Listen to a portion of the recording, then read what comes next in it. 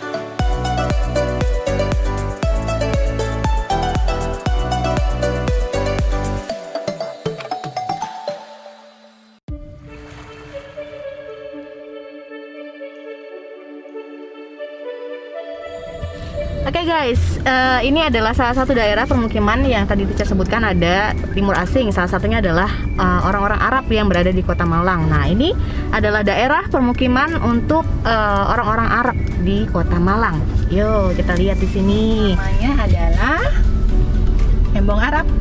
Ya, dikenal Embong Arab gitu ya guys. Jadi daerah sini memang banyak orang-orang Arab yang tinggal di permukiman ini. Dan di daerah sini juga dekat dengan pemukiman untuk orang-orang Tionghoa. Nah, yang biasa dikenal juga dengan daerah Pecinan. Itu juga salah satu daerah pemukiman di timur asing. Jadi timur asing itu ada Arab, Tionghoa, dan juga India. Nah, ini daerahnya dekat-dekat guys. Tadi yang kita lewati adalah daerah untuk orang-orang Arab. Nah, di sini nanti kita akan lewati untuk daerah orang-orang Tionghoa.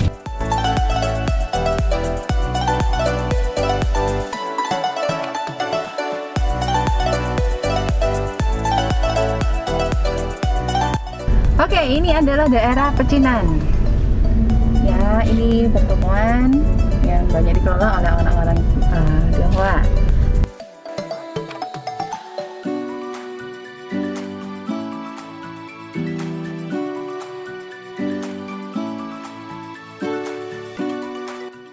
Daerah pemukiman orang-orang Tionghoa banyak terdapat di daerah tenggara dari alun-alun, dari sekitar pasar besar yang kita lewati tadi ya. Sedangkan daerah pemukiman orang Arab yang tadi kita juga lewati itu ya. Nah, sekarang kita akan pergi ke daerah pemukiman orang-orang Belanda. Di mana aja itu? Nah, itu biasanya di bagian barat daya dari alun-alun, daerah Tongan, daerah Sawahan dan sekitarnya. Selain itu juga di daerah Kayu Tangan, Orodowo, Celaket, dan Kojen Lor. Sedangkan pemukiman militer itu hanya di daerah Rampal.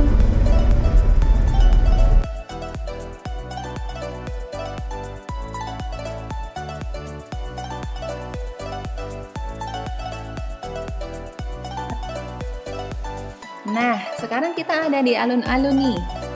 Apa sih fungsi alun-alun? Ternyata pada tahun 1800 sampai tahun 1900, kota-kota kolonial di Jawa mempunyai ciri khas, yaitu alun-alun sebagai pusatnya. Bentuk kotanya juga ditujukan terutama pada kepentingan ekonomi, di mana kepentingan produksi pertanian serta distribusi memegang peran penting dalam perekonomian kolonial. Dan tentunya semua ini memerlukan kontrol dalam sistem pemerintahan. Dan pusat kontrol pemerintahan pada kota-kota kolonial ditempatkan di sekitar alun-alun. Jadi semua bangunan pemerintahan seperti kantor asisten residen, kantor bupati, penjara, serta bangunan keagamaan dibangun di sekitar alun-alun. Jadi alun-alun berfungsi sebagai civic center. Nah, di masa lalu bangunan yang kita kenal sebagai Mall Ramayana sekarang dulu adalah penjara loh, tahu nggak?